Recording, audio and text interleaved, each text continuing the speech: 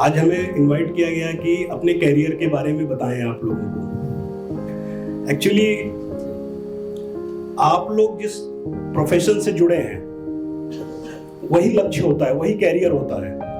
हम कुछ भी कर लें, मैं चार्टर्ड अकाउंटेंट हूँ, पावा जी इतने बड़े उद्योगपति हैं, गुरु जी हैं, लेकिन लास्ट में आके हमें सेवा ही करना है। और आप लोग भाग्यशाली हैं कि आप लोग पहले से ही सेवा को ही अपना प्रोफेशन बना लिया है। अब कैरियर की बात आती है। कैरियर का सबसे पहला स्टेप जो होता है वो किस विद्यालय से आप पढ़ रहे हैं। विद्यालय आपका मैंने देखा भी, और आपके जो डायरेक्टर्स हैं उनके विजन को समझा तो पता चला कि कैरियर का जो पहला स्टेप था आप लोगों ने उसको अचीव कर लिया है। तो आप लोग आज ही सक्सेसफुल हैं। शर्मा जी से बात हुआ, उनके विजन को हमने समझा, उनके थॉट्स को समझा कि वो आप लोगों के लिए क्या सोचते हैं और आपको कहां देखना चाहते हैं। उस हिसाब से उन्होंने सुविधाओं को भी देने का प्रयास किया है। तो मैं इनको इसके लिए साधुवाद करता हूं। मैं अपने बारे में बताऊं तो जैसा कि थोड़ा बहुत तो यहाँ पे आया है कि मैं गोरखपुर से पढ़ा लिखा हूं, सामान्य विद्यालय से। हाँ, आप लोगों को कैरियर में अगर रिसोर्सेज की कमी है तो इस चीज को अवॉइड करना होगा, इग्नोर करना होगा। क्योंकि रिसोर्सेज की अगर कमी हो रही है या आप अपने पेरेंट्स को दोषी ठहराते हैं कि उन्होंने मुझे ये सुविधाएं नहीं दी इसलिए मैं आगे नहीं बढ़ पाया, तो ये आपकी गलती है। आपको अपनी मेहनत से उस चीज को कंपनसेट करना है। बहुत सारी चीजें बहुत सारे लोगों के पास अवेलेबल नहीं है, फिर भी वो टॉप करते हैं, बहुत अच्छा करते हैं। आप लोगों को भी वैसे ही करना है। एक सामान्य विद्यालय से पढ़ने के बावजूद, इंग्लिश मीडियम विद्यालय नहीं था हमारा, और जब हम दिल्ली पहुंचे सीए करने तब हमें पहली बार पता चला कि सीए इंग्लिश में होता है। तो हमने सोचा अब क्या करें, हम तो सिंपल हिंदी मीडियम, हमने कभी सोचा ही नहीं था कि पेपर इंग्लिश में लिखे जाते हैं। तो क्या मैं अपने पेरेंट्स को दोषी ठहराता कि उन्होंने मुझे क्यों हिंदी मीडियम में पढ़ाया? नहीं, मैंने प्रतिदिन 2 घंटे एक्स्ट्रा पढ़ना शुरू किया। सारे बच्चे 8 घंटे पढ़ते थे, मैं 10 घंटा पढ़ता था, 2 घंटा इंग्लिश पढ़ता था। फिर मैंने सारे एग्जाम्स इंग्लिश में दिए और अच्छे मार्क्स से पास हुआ। तो फिर उसके बाद आए कि भाई सीए तो बन गया मैं, पेरेंट्स के पास पैसे नहीं है कि अच्छा ऑफिस खोल के दें। ठीक है, हमने कहा जॉब कर लेंगे यार। हमने 5 साल काम किया, और काम इस तरीके से किया जॉब में भी एज ए ओनर, क्योंकि हमें पता था कि 5 साल में पैसा मेरे पास इकट्ठा होगा, मैं ऑफिस खोलूंगा, अपनी फैक्ट्री खोलूंगा, ये करूंगा वो करूंगा। विजन क्लियर था।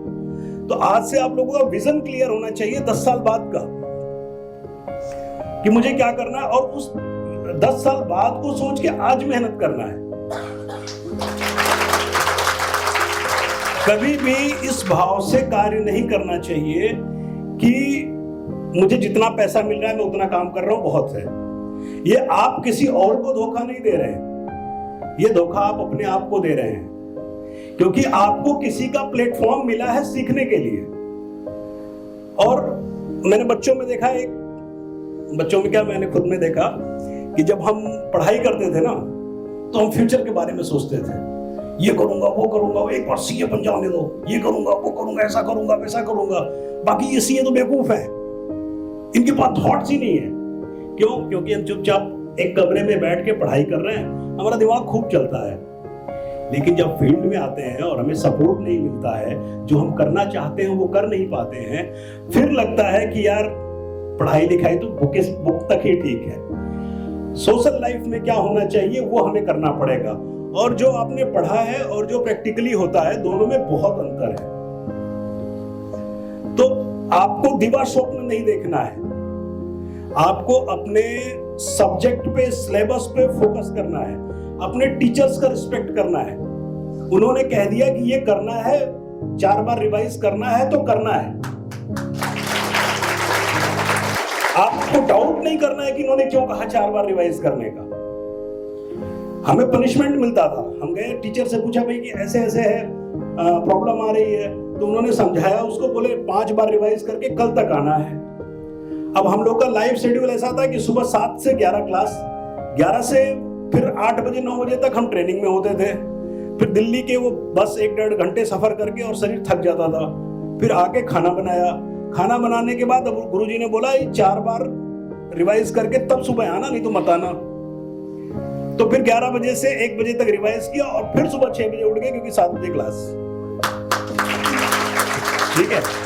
और संडे को हम लोग सोचते थे संडे रेस्ट करेंगे, टीचर कहते थे यार संडे ही तो है, एक नहीं 2-4 घंटे की 2 क्लास लगा लेते हैं। तो अल्टरनेट डेज पे 4-4 घंटे की क्लास होती थी। जिस दिन छुट्टी होता था उस दिन 2 क्लासेस होता था।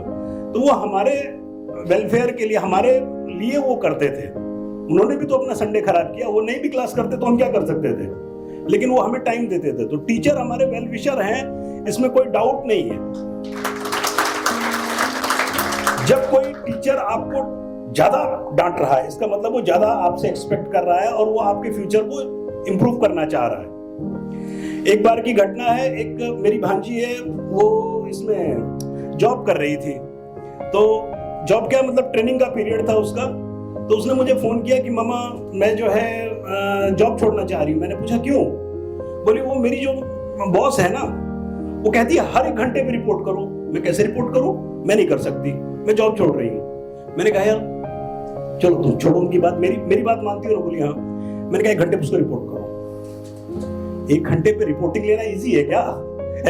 आप लोग, आपने कहा 1 घंटे पे कोई आके आपको कंटिन्यूअस रिपोर्ट करने लगे तो आप कहोगे अच्छा यार 4 घंटे बात कर लेना, अच्छा 6 घंटे बात कर लेना। भाई उन्होंने कहा आप करना शुरू कर दो। उसके बाद क्या हुआ, कुछ ही दिन बीता, सिर्फ एक सजेशन था, एक सलाह था, वो मैम उसको सबसे ज्यादा मानने लगी और दोनों का अटैचमेंट बहुत ज्यादा हो गया। तो जो हमारे गुरु हैं वो हमारे वेल विशर हैं, इसमें कोई डाउट करना ही नहीं है। उन्होंने जो पनिशमेंट दिया है आपको खुशी से स्वीकार करना है, क्योंकि वो पनिशमेंट उन्होंने आपको नहीं दिया है, वो पनिशमेंट आपके फ्यूचर के लिए उन्होंने दिया है। और पनिशमेंट देना किसी को अच्छा नहीं लगता। तो ब्लाइंडली आपने जो भी टीचर हैं उनको फेस करना है। मुझे लगता है समय ज्यादा ले लिया मैंने 5 मिनट का, लेकिन क्या है बच्चों से इंटरेक्शन में मैं आधा 1 घंटा भी बोल सकता हूँ। लाइफ के बहुत सारे एक्सपीरियंस है, छोटी छोटी बात मैं उनको शेयर करूं तो आप लोगों को काफी मौका मिलेगा, लेकिन अब ठीक है। थैंक यू भैया। आज क्या कॉलेज नर्सिंग आए, क्या हुआ,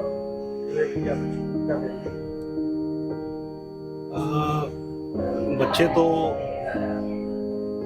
दिल के सच्चे होते हैं और आप लोग जो ये चिन्मय एडवांस रिसर्च एजुकेशन के तत्वाधान से जो कॉलेज चलाया जा रहा है, जो शिक्षा सेवा के लिए इन लोगों को दिया जा रहा है, इसके लिए मैं राजकुमार शर्मा जी को और मैडम डायरेक्टर को शुभकामना देना चाहता हूँ। बहुत अच्छा इन लोग का प्रयास है।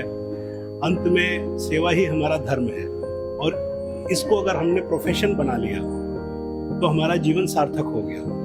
तो उस सार्थकता की तरफ इन बच्चों को जो बढ़ाया जा रहा है, इसके लिए मैं कॉलेज को विशेष धन्यवाद देता हूँ। कॉलेज में जो सुविधाएं दी जा रही हैं वो काफ़ी एडवांस है। मैंने देखा यहाँ पे क्लासेस वगैरह, रिसर्च की जो फैसिलिटी दी गई है, एडवांस टेक्नोलॉजी का यूज़ करके बच्चों को जो सिखाया जा रहा है, ये इनके भविष्य के लिए, और बच्चे जब आगे बढ़ते हैं तो देश के भविष्य के लिए, भविष्य मतलब भारत का निर्माण कर रहे हैं आप लोगों को बहुत शुभकामनाएं, बहुत शुभकामनाएं।